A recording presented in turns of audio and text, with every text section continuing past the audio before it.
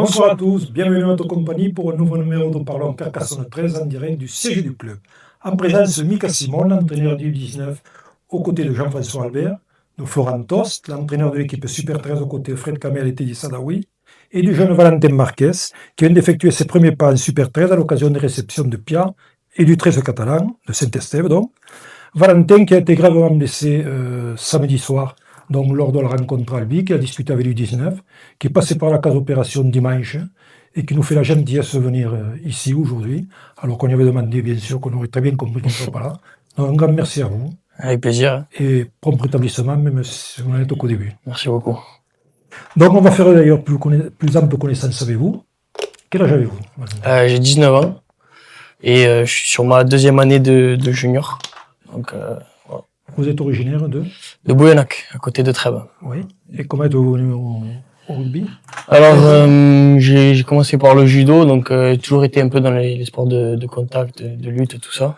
Et après le judo, je voulais me mettre au rugby. Et je voulais me mettre au rugby à 15 ans et mon père a dit, pas question, tu fais au moins d'abord un an au rugby à 13. Et après tu verras si tu continues. Et j'ai essayé un an et j'y suis resté depuis. Et comme Gérard Barthélémy était un ami de votre père, c'est ça, oui aussi. Il a fait le reste pour que vous veniez à Carcassonne et que vous y restiez. Exactement. Donc, de suite vous avez accroché? Ouais, de suite j'ai accroché. On avait un bon groupe, des bons copains d'entrée. On faisait des bons matchs. Puis... Vous devez connaître Florent puisque vous êtes passé par le pôle. Hein. C'est ça, 3 ans. 3 ans, hein, donc seconde jusqu'à terminale. Hein. Ouais, c'est ça, de la seconde. Tous les Ensuite, donc, vous êtes essayé au STAPS?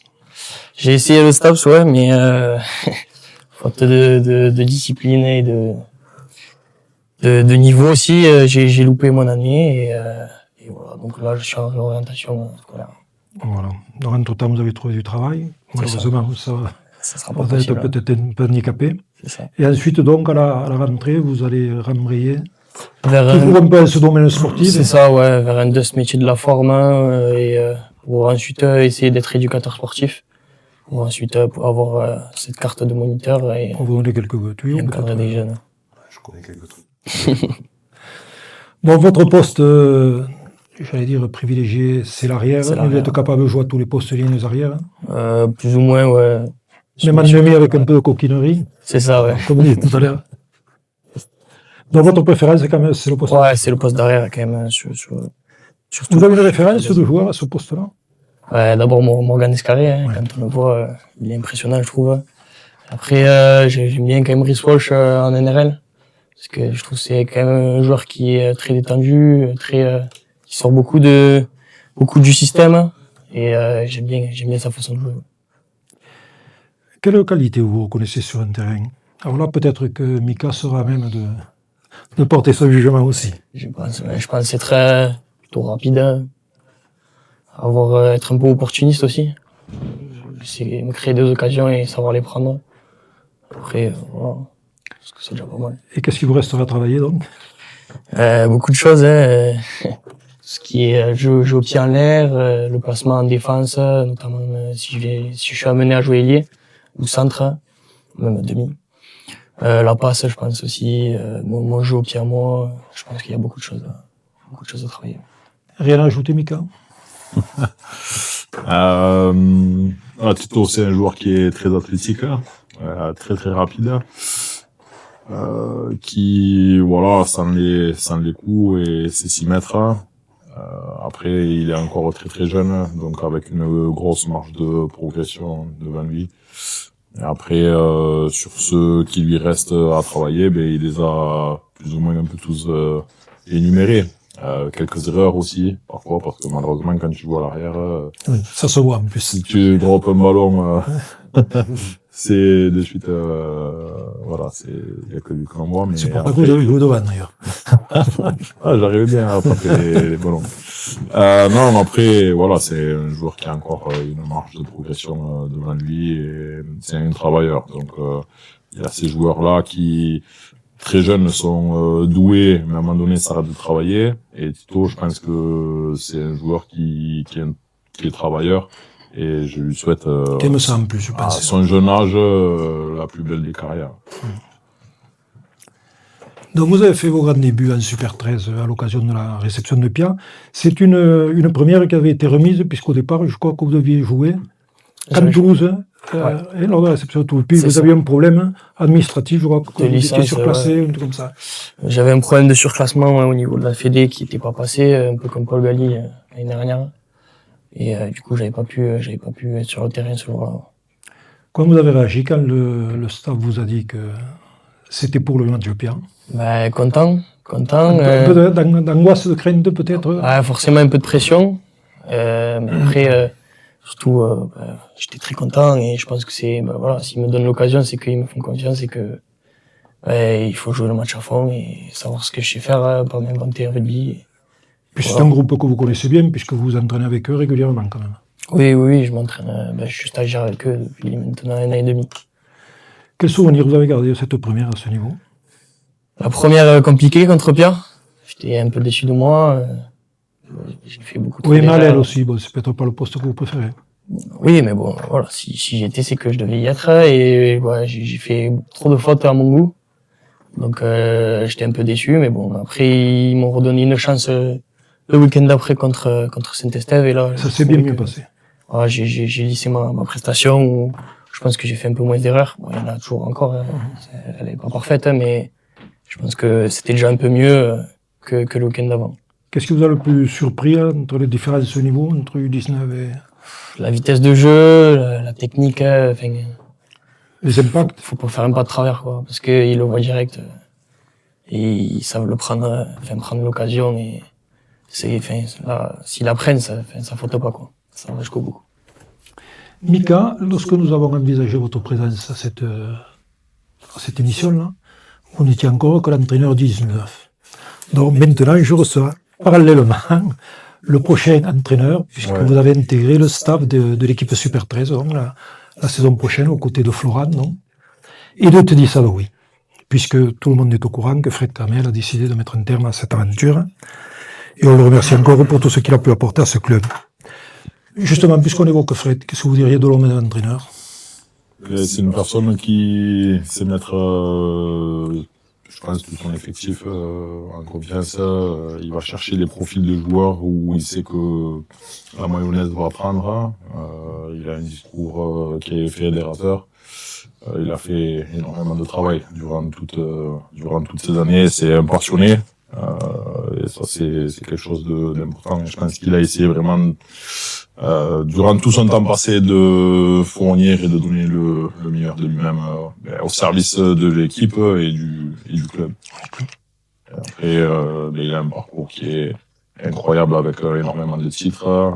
Il a eu une très bonne génération, mais il a su aussi aller chercher les bonnes personnes, les pions qui manquaient pour être dans cette continuité de compétitivité. Oui, d'où le retour de Florent il y a cette saison. Tout à fait. Quand vous avez embrassé cette carrière d'entraîneur, c'était avec l'U19, il y a 3 ans maintenant, et bon, vous aviez déjà dit que vous vouliez, c'était une voie que vous vouliez creuser jusqu'à un niveau intéressant. Oui, c'est exactement ça que j'avais. Voilà. Et que vous avez vous donné les moyens, donc, puisque vous avez passé tous les diplômes nécessaires pour en être là. Maintenant, cette promotion, vous l'attendiez, parce que c'est quand même une promotion pour vous, mais est-ce que vous l'attendiez aussi rapidement, ou c'est les circonstances qui ont fait que, ou au contraire, c'est peut-être le fait que vous soyez, vous, avec l'U19, qui ont peut-être poussé Fred, peut-être qu'il aurait patienté une saison de plus, mais je sais pas, peut-être que... Je peux pas te le dire, parce que, en toute franchise, je suis pas un garçon qui force les choses. Je suis plus à prendre ce qui vient, et quand c'est le moment de saisir sa chance aussi. C'est vrai que j'ai toujours eu ça dans un coin de ma tête, mais ça me dire forcément au bout de tant d'années en junior ou en U19, il faut que je passe avec le groupe élite. Ce qui est certain, c'est que je serai jamais allé voir ailleurs dans un autre club, parce que voilà, ce dont on a essayé de mettre en place depuis ces 3 dernières années avec Jean-François, que ce soit avec les U19, mais surtout le projet club, parce que c'est le club avant tout. Mais l'opportunité s'est présentée à ce moment-là, et donc du coup, quand on s'est tous assis autour de la table, j'avais eu discuté avec Flo, avec Teddy ou avec Pratoun, et Bon, ça s'est fait, les choses se sont faites naturellement, et je pense pas que ce soit quelque chose qui a été forcé. Tout le monde était d'accord, et c'est, voilà, je suis arrivé là comme ça. D'ailleurs, la question que j'allais vous poser, Florent, c'est autant une décision de cœur que de raison, je pense, là. Oui, mais clairement de cœur. La personnalité de Voilà. Mika, bon, voilà. On s'entend bien humainement, t'as été dit que moi on s'entend très bien avec lui, et après de raison, je pense que le club, il parlait de génération tout à l'heure, il y a une génération qui va encore jouer une paire de saisons là, mais qui va tout doucement s'arrêter. Et par contre, on en a une en junior dont Valentin fait partie, et Paul Galli, et le jeune Laporte qui a joué avec nous. Voilà, il y en a des joueurs qui sont bons. Il faut qu'on les accompagne. Voilà, le process normal, c'est qu'on les accompagne vers le haut niveau. Et Mika, il les connaît à la perfection. Ça fait 3 ans, voire 2 ans, ou même certains 1 an qu'il les côtoie. Donc, qui de mieux que lui pour les amener avec nous? Il les connaît déjà. Nous, on a un système qui est en place. Il va amener sa patte dedans et ses compétences. Et en plus de ça, il connaît cette nouvelle génération qui s'installera une dizaine d'années dans le club. Ouais, c'est en plus, il y a la génération aussi que l'on a déjà entre deux, avec les Yannis Setat, les Diego, enfin, tous ceux qui sont un petit peu sur l'élite 2.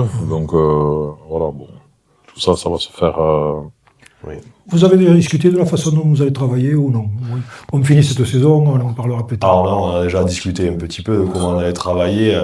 Alors, très simplement, avec Teddy et Fred, nous avons un fonctionnement, le résultat est là pour le démontrer, qui roule.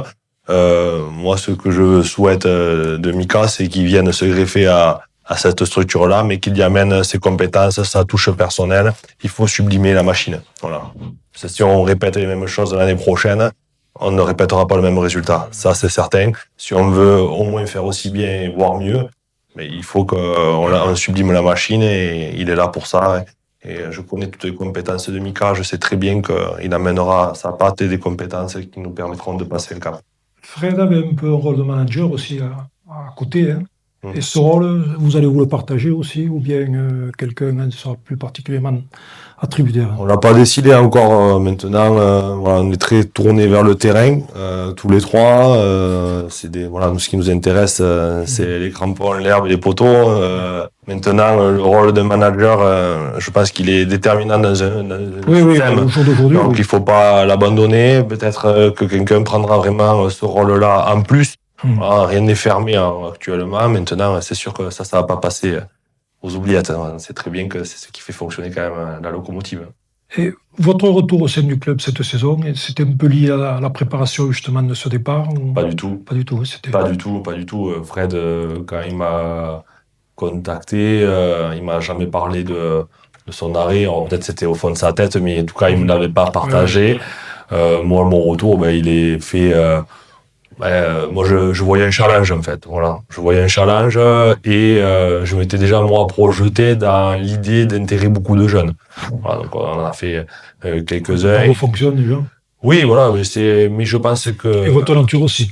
Ouais, mais je pense qu'un club, il ne vivra longtemps qu'avec cette idée de, à un moment donné, qu'est-ce qu'il y a après. Je pense que c'est pas facile d'être champion. C'est pas facile de gagner des titres, loin de là, parce que ça peut te claquer dans les doigts avec des éléments qu'on ne maîtrise pas. Par contre, comme on ne maîtrise pas ça, moi, ce que je maîtrise, c'est les jeunes. Voilà. Comment je peux faire en sorte que Carca 13 reste en haut de l'affiche, ou avec un effectif compétitif. Si on s'en va dans 2 ans, les personnes qui prendront le club, il aura une génération comme Tito qui a 22-23 ans, qui aura une vingtaine ou trentaine de matchs dans les pattes, et d'autres, avec d'autres qui auront 25-26 ans, qui en auront 50-60, il peut s'installer pendant 6-7 ans et il n'aura pas de problème. Il y a 30 types de performants pour le niveau Super 13. Ça, c'est mon objectif. Quand vous êtes revenu là, vous êtes revenu en disant que vous n'allez rien révolutionner, mais que vous allez apporter justement votre touche, surtout dans le détail, peut-être dans les comportements, dans la discipline, enfin quelques secteurs où effectivement peut-être il y avait quelque chose à faire. Je vous le disais en off tout à l'heure, je pense que collectivement, la structure, Carcassonne, c'est très huilé, même si voilà, on y a amené un peu de nouveauté cette année.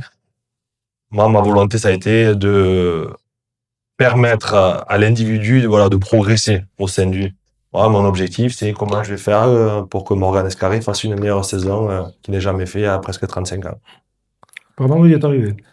Ben, écoute, Il avait pour parlé. le moment, c'est pas mal, ouais. Voilà, mais ça, c'est un challenge. Comment on arrive à discuter avec des joueurs qui ont tout gagné, à arriver à ce que l'individu soit bon dans le système. Voilà, c'était un peu ma volonté. Donc, je travaille avec tous les joueurs, évidemment. Je pas travailler avec Morgan. Et aujourd'hui, on voit que ça fonctionne, ouais. Si vous voulez bien, on va reprendre avec vous trois d'ailleurs l'épopée de Carcassonne depuis donc la dernière émission. Et donc la première étape, ça a été le jeudi 30 avril où Carcassonne est allé s'imposer à Lézignan. Là, on va parler et de l'élite et des U19 et donc Mika, les U19 c'était assez lourdement incliné à Lézignan. Hein. On sait que Lézignan c'est une grosse équipe aussi, hein, puisqu'ils ont fini devant nous en championnat. Et toutefois, à la mi-temps, quand le score était assez serré, puisqu'il y avait 10-6, et on a réussi à les accrocher une mi-temps, c'était déjà la preuve que quelque chose se passait un petit peu, parce que vous sortiez sur une période assez irrégulière, hein, les U19, ouais. Et là on a senti que peut-être il y avait une prise de conscience, parce qu'il y avait la qualification à aller chercher. On voyait un peu le bout du tunnel de la fin de la saison, là, et que c'était vraiment... Il y avait quelque chose qui se passait déjà avant Lézignan. Il faut savoir qu'à la reprise du championnat, après la trêve hivernale, je crois qu'on a passé 3 matchs, ou à prendre 50-0, oui. et pas marqué un point. Oui. Justement, il y a eu Lézignan, Albi. Il y a eu Lézignan en coupe, et ensuite on a enchaîné les grosses écuries. Oui. Donc il n'y a rien de pire pour une reprise et pour le mental des joueurs et de tout le monde, nous-mêmes en tant qu'entraîneurs.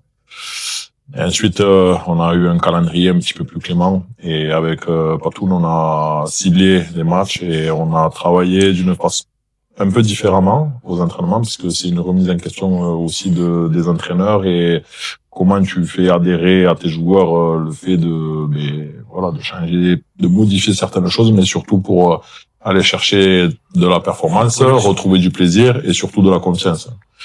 Et on a passé la période avant Lézignan où il y a eu quand même des matchs de rattrapage. On a joué Salon, on a joué Villeneuve en semaine et on a joué Avignon. Et on a eu ces matchs où on a joué hors Domecq, où on était qu'entre nous à Benoît. Et à partir de là, les joueurs ont repris confiance, ont performé à nouveau. Et je pense qu'il n'y a rien de mieux, de toute façon, pour un compétiteur, pour un joueur, pour une équipe, que de gagner, de se voir progresser. Et ça a remis du baume au cœur à tout le monde. Et ensuite, on est allé jouer ce match à Lézignan en semaine à nouveau. C'était un jeudi soir. Jeudi soir, hein. Jeudi soir, et on jouait le dimanche, c'est ça? C'est ça. Et on jouait contre Pierre. Donc pour nous, le match le plus important était contre Pierre. C'était l'avant-dernier match de la saison. Et si on gagnait Pierre, on était certain d'être qualifié pour les playoffs et de finir 5e. Pour nous, les Lézignans, c'était un match qui était sans réelle importance, mais il faut suffisamment s'engager en tant que joueur pour pas non plus se faire mal. On se déplace à 15 ou à 14. Et là, en jouant sans pression, mais en s'engageant suffisamment, et les joueurs ont fait une très très bonne première mi-temps. Bon, après il y avait des conditions climatiques où il pleuvait, donc on va dire que ça réduit la vitesse de jeu et on a été un petit peu plus, on a fait moins d'erreurs que les Lézignan et on a tenu ce match jusqu'à la 65e. Et ensuite, les choses évidentes sont arrivées derrière, mais voilà, on sentait que c'était une équipe qui ne perdait pas pied, qui lâchait pas prise, qui avait du jeu et qui était soudée et qui avait, depuis 6-7 semaines, on a retrouvé quelque chose que l'on n'avait pas sur le début de saison. Flo, pour l'équipe Super 13, donc, la victoire a été assez large, mais on a eu droit à un derby quand même, hein. Oui. Je crois que les Lézignans étaient là pour jouer un derby. Carcassonne avait pas mal de blessés aussi, il faut dire, il faut le reconnaître, hein. C'est une équipe qui était un petit peu amoindrie. Après, on avait joué, donc le week-end avant, il me semble que les Indians, donc beaucoup plus frais physiquement, et eux sont rentrés pleinement dans la rencontre. D'ailleurs, ils scorent dès la première minute. Tout à fait. Le Cafouillade sur le coup d'envoi, il récupère le ballon et il marque. Et derrière, forcément, les garçons sont rentrés dans le match, pas par le bon bout, mais en tout cas, ça a permis d'avoir une réaction rapide. Et après, voilà, on s'est installé dans le match. Un match, un derby, rugueux, engagé, public. Un peu haché, peut-être, parce que beaucoup de cartons, haché par un engagement excessif par moment des deux côtés. Et forcément, l'arbitre, il est là pour que tout rentre dans l'ordre et il a sifflé à bon escient. Ouais, mais enfin, une rencontre quand même largement maîtrisée, j'allais dire. Oui, c'était maîtrisé parce que après, on prend le score. Je crois qu'on est à 18-4 à la mi-temps. C'est ça. Et déjà, il y a un break. Et on s'était donné comme objectif de recommencer fort la seconde mi-temps, mais pour justement essayer de scorer, ce qu'on fait. Donc forcément, on prend le score et après, on a quand même un petit matelas qu'on essaie d'amener le plus loin possible. Ils sont un peu revenus, on a été capables de marquer. On finit quasiment à 30, je sais plus combien il y avait à la fin. 30-80. Voilà, 34-20. Vous avez joué sous le maillot de Lézignan, donc c'est une équipe que vous connaissez bien. Cette année, ils ont eu une saison particulièrement compliquée. Bon, aussi, ils ont eu de la casse, ils avaient un effectif qui était un peu juste. Mais par contre, je pense qu'ils peuvent eux aussi miser sur une belle jeunesse, puisqu'ils ont une équipe junior qui marche bien. Ah oui. Dans les catégories de jeunes, ils sont performants. Donc, je pense qu'on reverra un jour Lézignan à un niveau sûrement meilleur que ce qu'ils ont eu cette année. C'est certain, mais je pense dès la saison prochaine maintenant, quel projet l'entraîneur va mettre en place. Pour moi, il passe par ces jeunes qui sont très compétents. Voilà, il faut les essayer, les mettre. Peut-être le projet, il va prendre 1 ou 2 saisons, mais je suis persuadé que la saison prochaine sera meilleure parce que ce club de Lézignan, il est géré par des passionnés, il y a que des gens de passion autour de ce club. Et quand tu as la passion, tu as de l'engagement, tu as de l'envie. Je suis persuadé que l'avenir sera plus radieux pour eux et très rapidement. Ce match, ce derby a coïncidé avec la dernière de Michael Trébiac. Oui. Un joueur qui a marqué aussi l'histoire de ce club, quand même. Hein. Ah oui. Avec lequel vous m'avez dit que vous n'avez pas eu l'occasion de jouer. Non, on s'est croisés, mais voilà, c'est ça. C'est ça. Qu'est-ce que vous diriez du joueur ? Le joueur, quand on le voit sur un premier abord, la première chose qui est impressionnante, c'est le physique. C'est quand même quelqu'un de très grand, qui est costaud. Donc il a ça pour lui. Et en plus de ça, il a une technicité folle. C'est un gars, il a joué plusieurs matchs de Super 13, l'élite 1 à l'époque, en position de demi, il jouait seconde ligne, là il a fini au milieu. Donc il y a très peu de joueurs qui ont été capables de faire ça. Et puis lui, il a été capable de le répéter sur beaucoup de matchs, parce que le faire sur un one-shot, je pense qu'on est tous capables, joueurs, à un moment donné, de dépanner. Lui, il n'a pas dépanné, il a été capable de le faire sur du long terme, et ça démontre le grand joueur qu'il est. Donc, Pierre est venu s'imposer à Carcassonne, donc, première défaite de la saison. Par contre, belle victoire des U19, donc, qui ont assis leur qualification sur ce match-là. Donc. Ouais. C'est un match qui a lancé finalement la phase finale, puisqu'après on a vu que derrière ils sont allés s'imposer à Albi. C'était peut-être un déclic que vous attendiez, ça ? Ouais, là on était vraiment dans l'idée de ce qu'on voulait aller chercher collectivement. On avait vraiment ciblé ce match et cette réception de Pierre. Tous les joueurs étaient focus. On avait pas notre capitaine puisque il jouait son premier match avec l'équipe élite. Mais chacun a su s'adapter. Et bon, voilà, on va chercher la qualification, assurer notre qualification à l'avant-dernière. Bien qui était devant au classement, je crois. Ils étaient à 1 point. Donc pour nous, ça a été cet avant-dernier match de la saison qui vraiment nous projette sur les playoffs. On a toutes les saisons, c'est sûr, mais elles ne se ressemblent pas. Des fois, on assure bien avant la qualification.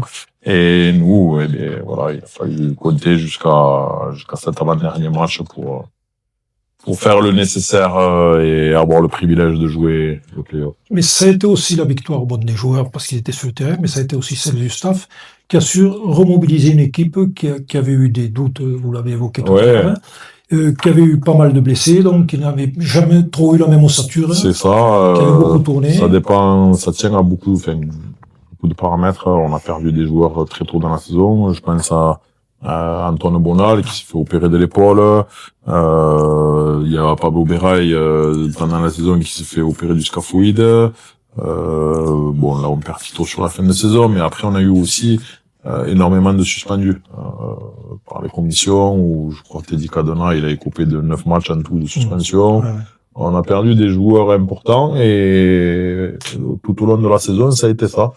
On a mangé notre pain noir, on le dit. On a rigolé des fois avec Patoun, mais des fois aux entraînements on se demandait quand est-ce qu'on allait sortir un peu la tête de l'eau. Et c'est difficile, mais ça forge. Florent, dont l'équipe 1 a subi sa première défaite à l'occasion de la... Défaite à domicile, ouais, pardon, oui, ça oui. avait perdu à lui. Oui, tout à fait. Bon, là aussi, l'équipe était privée de pas mal de monde, puisque bon, j'ai la liste sous les yeux, ça faisait quand même pas mal. Mais on est tombé contre une belle équipe de Pia, quand même. Oui. Qui a prouvé que cette année, la mayonnaise, vous avez évoqué là, tout à l'heure que des fois avec Pia, il y avait des noms en début de saison, mais que ça avait du mal à fonctionner. Là, je sais pas si c'est l'arrivée de Théophage qui a dû elle y contribue. contribuer, Bien sûr. mais on sent que l'équipe est vraiment sur une bonne voie. Oui. Après, au-delà des absents, je pense que Pia avait très très bien préparé ce match-là.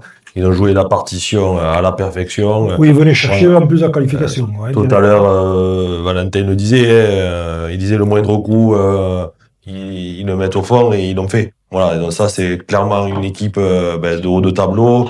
Ils terminent second, ils méritent amplement leur place parce que c'est une équipe qui sait préparer les matchs, qui sait jouer des coups et quand l'opportunité se présente, avec des joueurs qu'ils ont de renom, et ils sont capables de les mettre au fond. Et on a subi ça.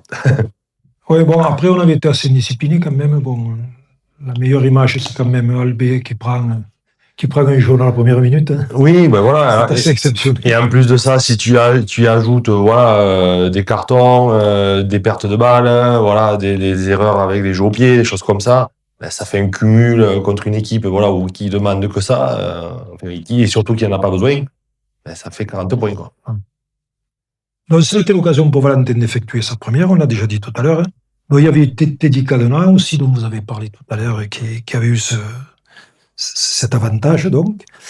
Est-ce que, et il y a Antoine Bonal aussi. Est-ce qu'il y en a d'autres que vous sentiez potentiellement? Tony aussi, Laporte. Tony Laporte qui a Oui, Laporte, mais voilà, à ce moment-là, il n'était pas encore. Il n'était pas encore. Puisque ça a été pour la semaine suivante.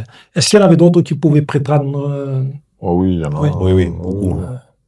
Il y a des joueurs qui sont prêts pour le niveau au-dessus. On pense à Tom Zitter, on pense il y a Teddy Cadena qui est prêt également.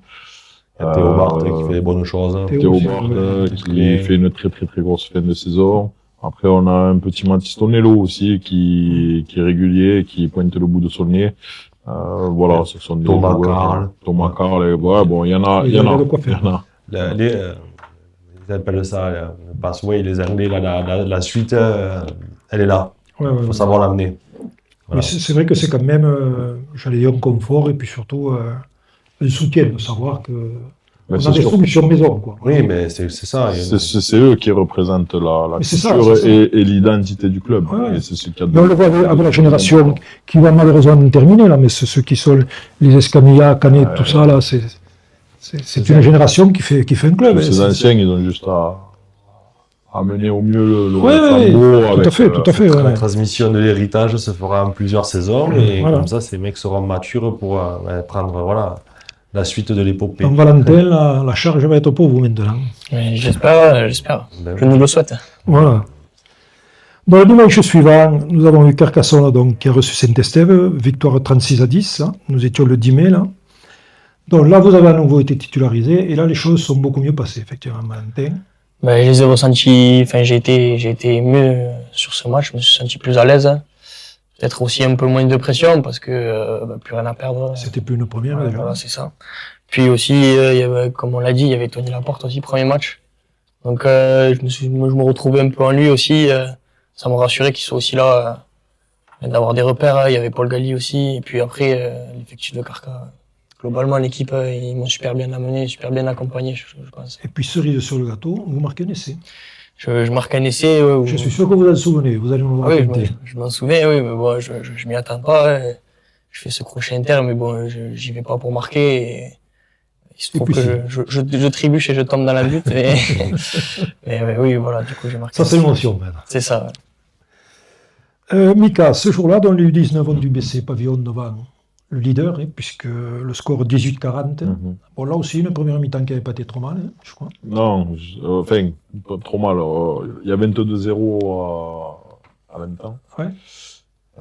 On joue clairement sans ballon. Donc, et dans le vestiaire, ça a été notre discours. Si on réduit nos erreurs et qu'on joue avec le ballon, voilà, dans les attitudes, c'est pas si mal que ça. Communes. Et sur la deuxième mi-temps, il me semble 18-18.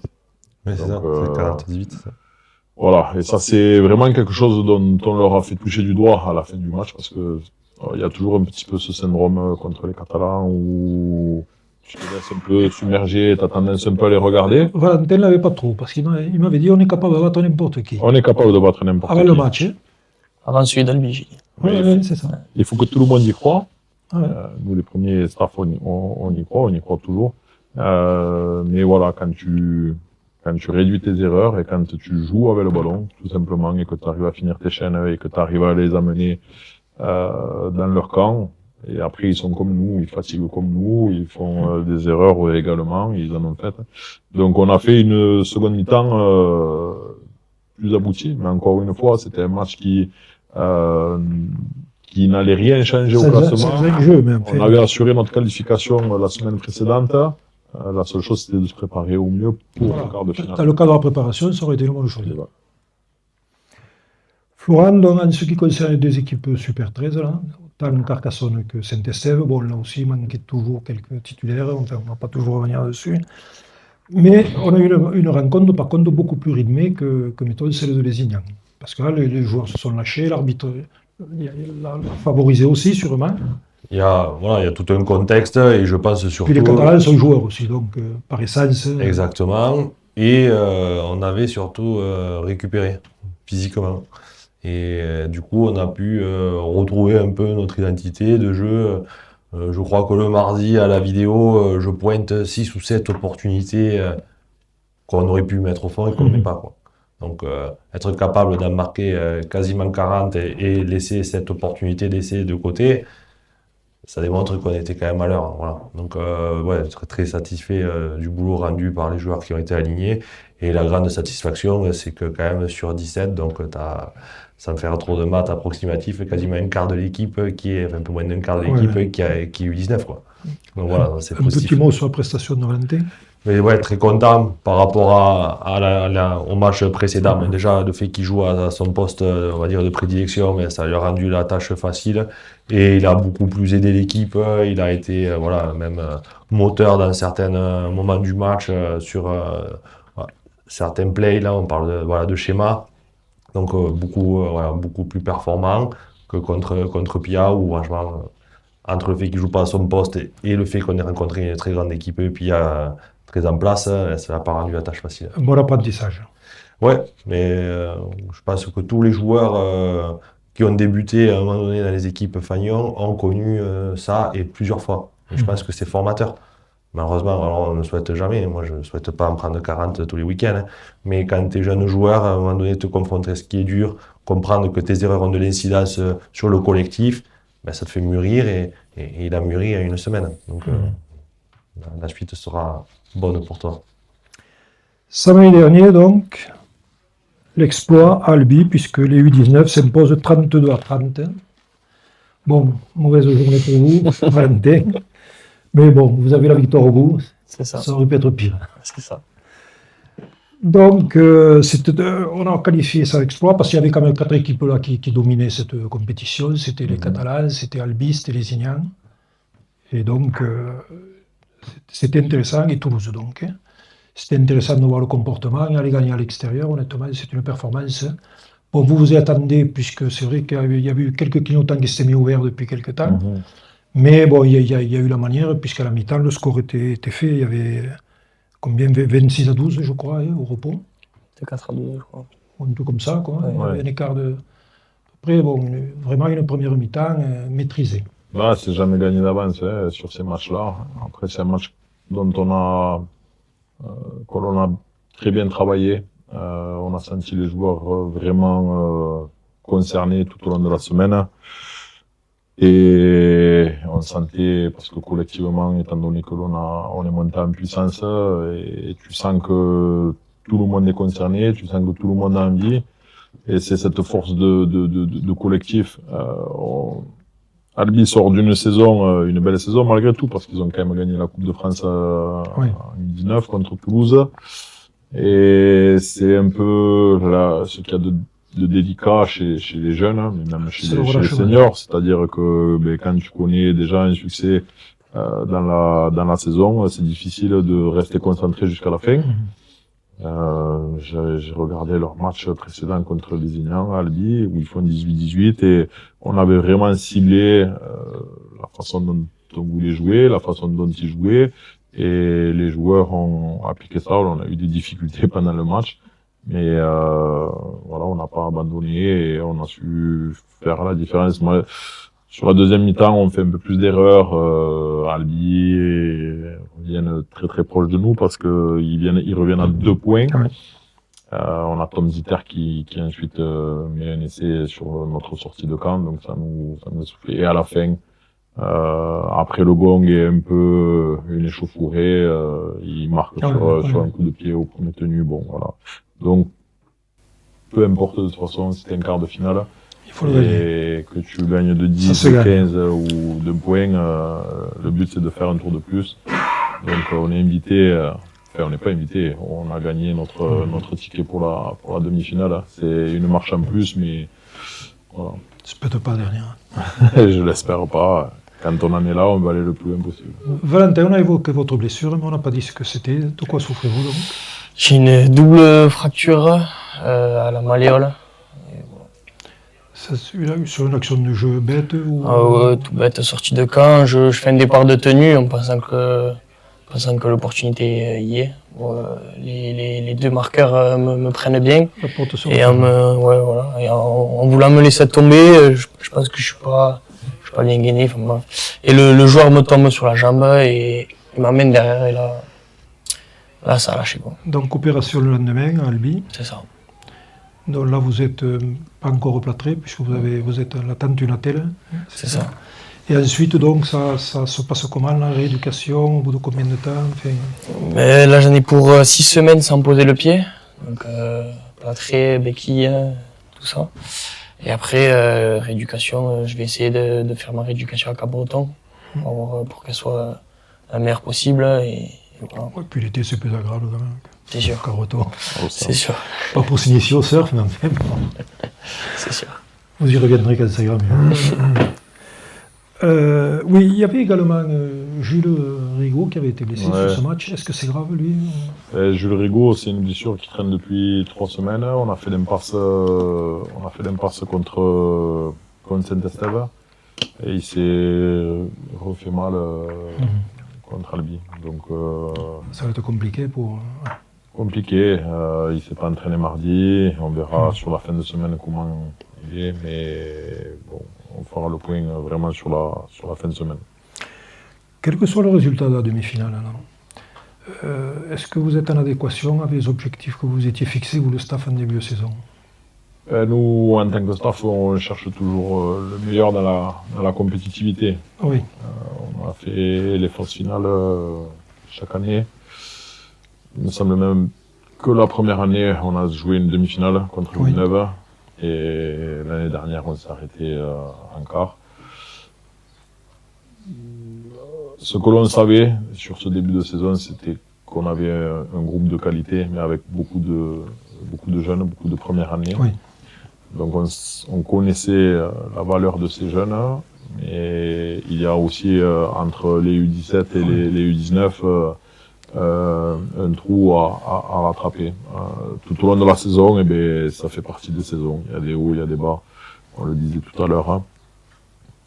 Mais la plus grosse désatisfaction, c'est d'avoir réussi.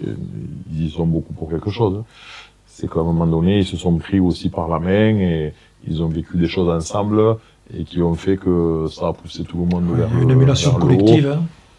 Et c'est devenu de suite beaucoup plus agréable et satisfaisant pour le staff. Après, ils sont bien encadrés. On essaie de faire des choses un peu extra sportives, ne serait-ce que des petits repas organisés par les Joyeux Canaries. Eux, ils passent du moment aussi ensemble, non pas que à l'entraînement et sur le terrain. Tout ça, c'est important parce que ça fait partie de la vie d'un groupe. Et donc, à la fin, je pense que c'est un peu tout ça qui met l'huile dans le pot et qui fait prendre la mayonnaise. Donc, c'est une fin de saison qui est, voilà, on prend juste du plaisir parce que il y a encore quelques temps en arrière, on ne savait pas si on allait aller aussi loin parce que c'était compliqué, mais parce qu'il y a des choses que l'on ne maîtrise pas et d'autres que l'on peut maîtriser, mais voilà, une fois que l'on y est, il faut faire son maximum pour aller le plus loin possible. À l'heure où la fédération sonde les équipes pour savoir quand va débuter la prochaine saison, donc c'était question que ça démarre début décembre, il y avait aussi le sort des U19 qui devait être traité, pour savoir si eux, ils commençaient en septembre. Est-ce qu'il y a eu de l'avancée un petit peu là-dessus ou... D'abord, quelle est votre position tous les deux là-dessus? Que les U19 doivent démarrer en tant que l'élite? Pour moi, oui. Oui, clairement. Si on veut parler d'héritage, de suivi, de cohorte, si on joue pas en même temps, ça devient vite une usine à gaz et il y a, voilà, le système met des bâtons dans les roues. Je pense que la fédération souhaite que le Super 13 soit pérenne. Oui, voilà. oui. Il faut que ça suive. Il faut que ça suive, pour moi. Hein. Et donc, vous êtes favorable, vous, que ça commence plus tard vous, les entraîneurs, là, alors, hein, Alors, c'est... Ce midi-là, je lisais un article du Midi Olympique ou tout comme ça, de 1964, sur le rugby à 13, le rugby à 13 à l'époque, il s'appelait comme ça.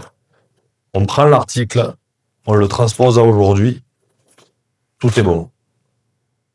Un public qui s'en bat.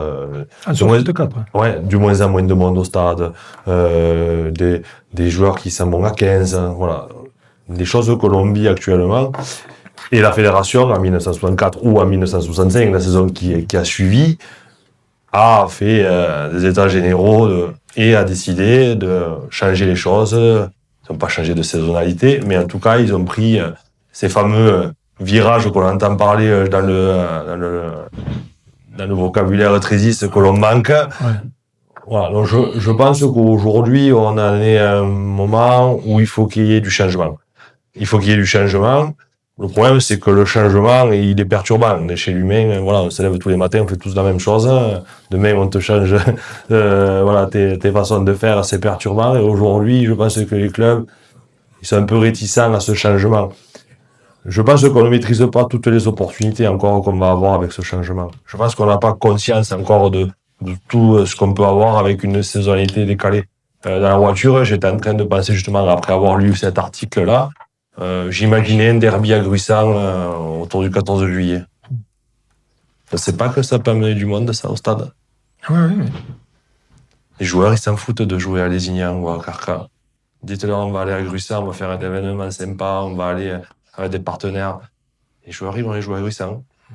Voilà. Et voilà, c'est des opportunités qu'on ne pense pas encore aujourd'hui, du fait que la saisonnalité pourrait amener. On parle souvent de business, on parle de télé, on parle, voilà, tout ça, ces arguments, on les connaît. Mais je pense qu'il y en a qu'on ne mesure pas encore aujourd'hui. Voilà, sauf qu'on les connaîtra si on prend le changement. Oui. Voilà. Et justement, peut-être que ce que vous venez de dire maintenant, ce serait bon qu'on l'ait déjà entendu. Oui. Avant que vous le disiez. Oui.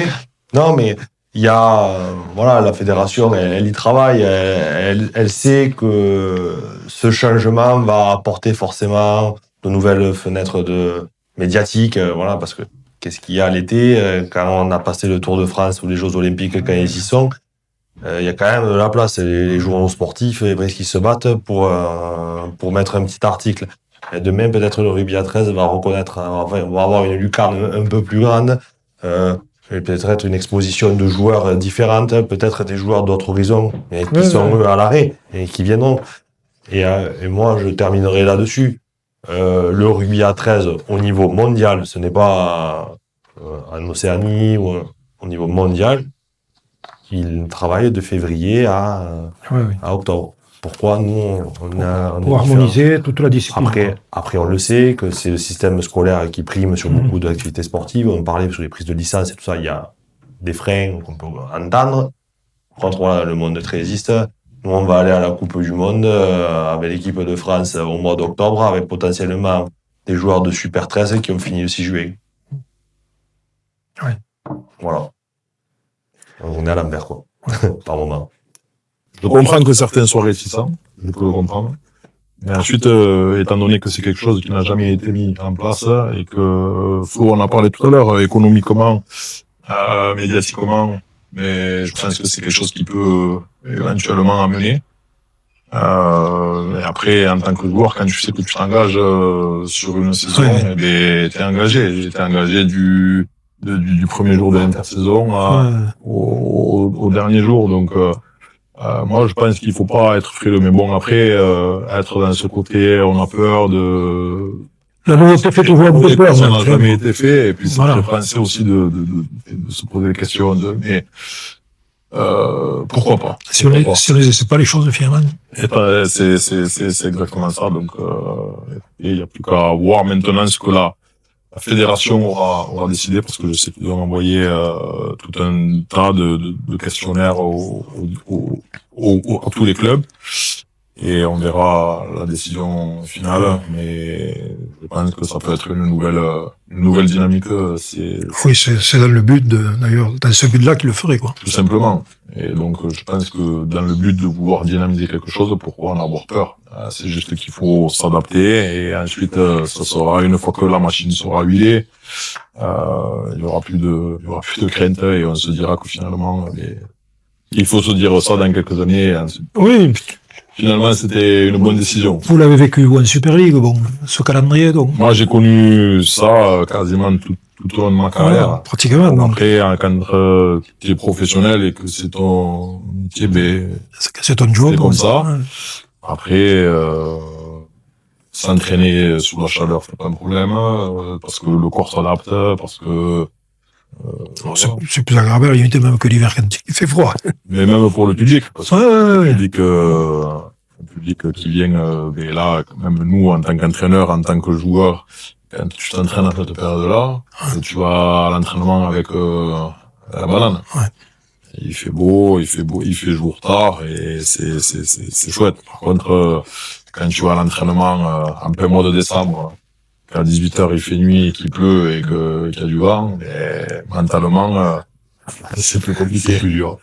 Donc, voilà, il faut voir, il faut essayer surtout que tout le monde puisse adhérer à ça et aller de l'avant ensemble. C'est plus ça qui est important, mais à un moment donné, il faudra trancher. Il y aura des gens pour, des gens contre, mais il faudra trancher. Bon, ensuite, on a changé d'horizon, là. On ne pouvait pas passer quand même sous silence. C'est la brillante prestation du VAR, qui a accroché son titre champion de France, après lequel il courait depuis un petit moment, qu'il y avait échappé juste la semaine dernière, donc. Ils sont imposés finalement face à Palo, sans l'ombre d'une discussion, 30-18, au terme d'une partie très maîtrisée, puisqu'ils ont un peu souffert en début de match, mais ils ont su faire front. Au niveau de la défense, serrer les rangs, et puis après, leur rugby, parce que ça, c'est vraiment du beau rugby, a pris le dessus. Enfin, je ne sais pas si vos impressions, tous les deux, là. Oui, Bill Gayen qui s'inscrivent depuis quelques temps, avec une identité de jeu, en tout cas. Voilà. Tout à fait. Voilà, avec beaucoup de passes, beaucoup de volume, où il y a beaucoup de changements de zone, qui est efficace. En tout cas, il est efficace en Ligue 2, et il est efficace parce que les joueurs qui composent cette équipe, elles sont très bonnes dans ce système-là. Et ensuite, cette équipe de Bill Gayen, elle a des joueurs vraiment dans son effectif.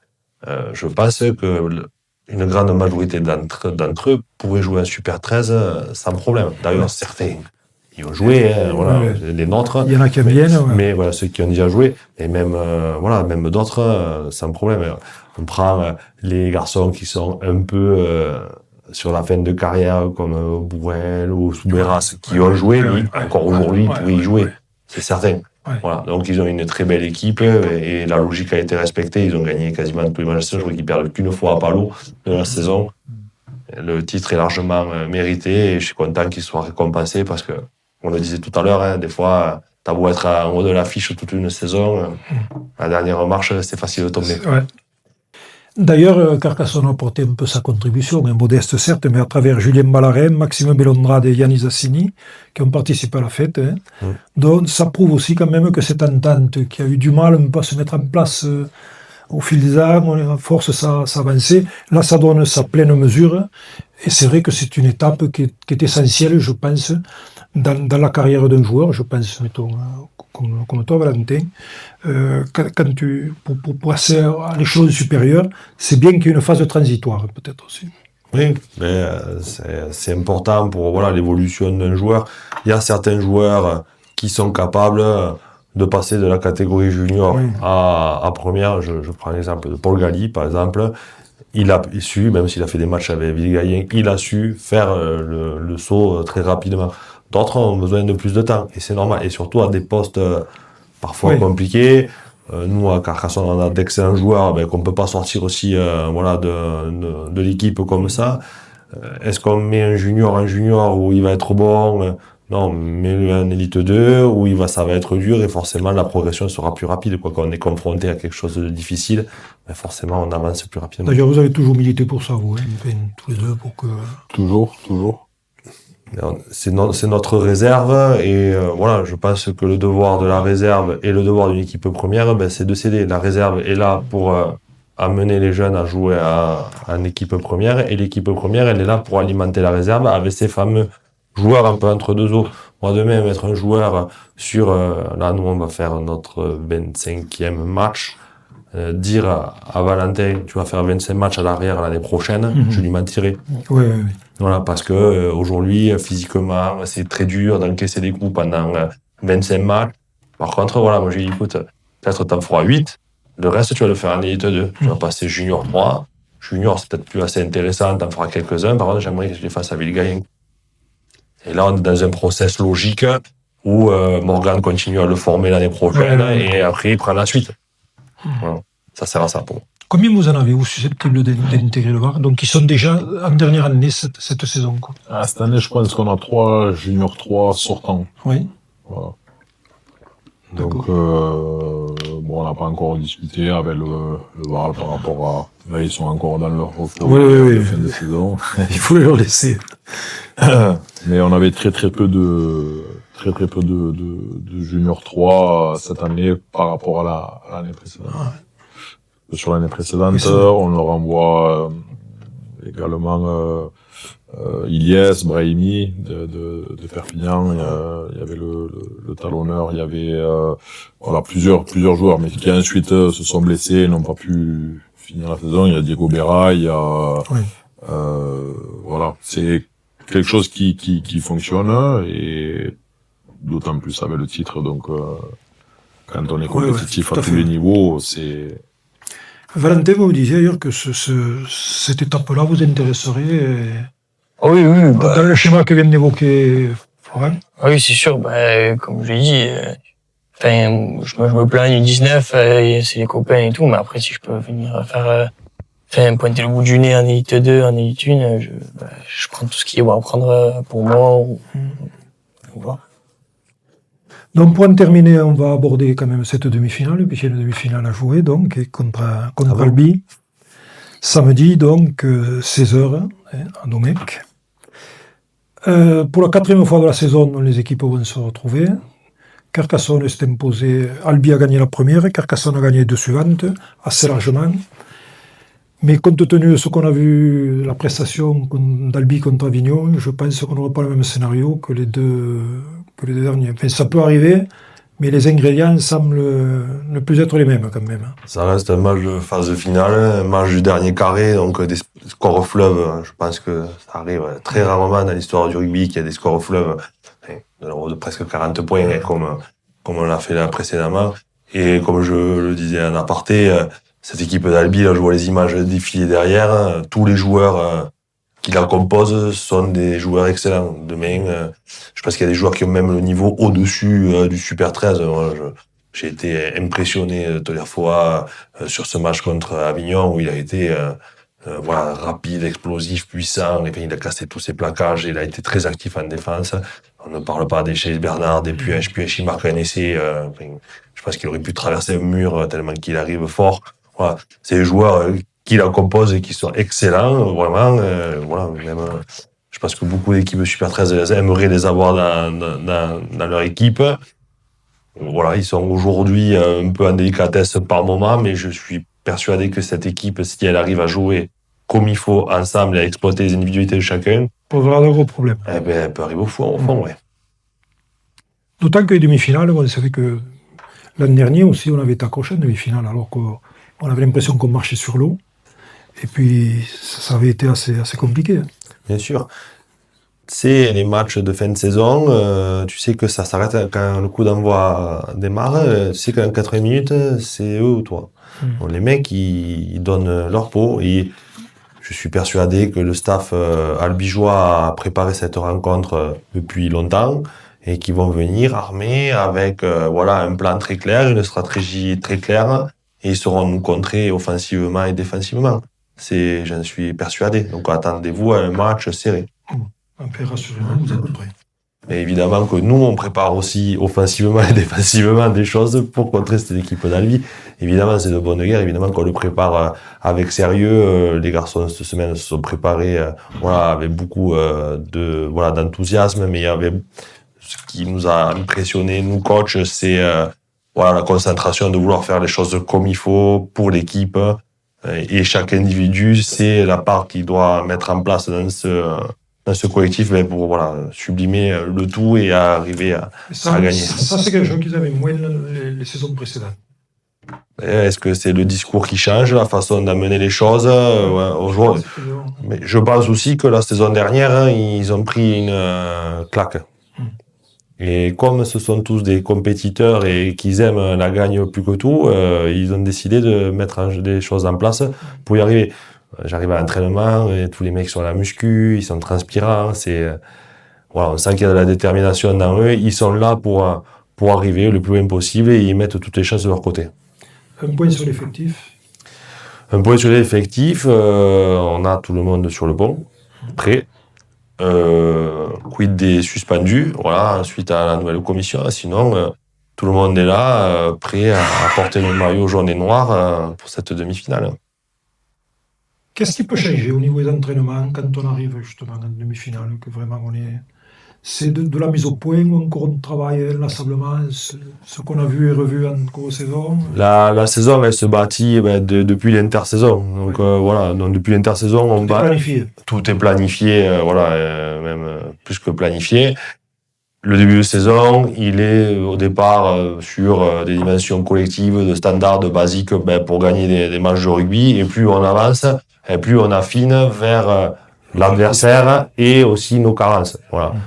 Nous, staff, on se met dans la tête de Benchi et Tony Gigot de comment ils vont nous jouer. Hop, ok, on a vu ça, on va mettre ça en place. On est dans du détail sur la fin de saison pour performer nous, mais aussi contre évidemment le futur adversaire.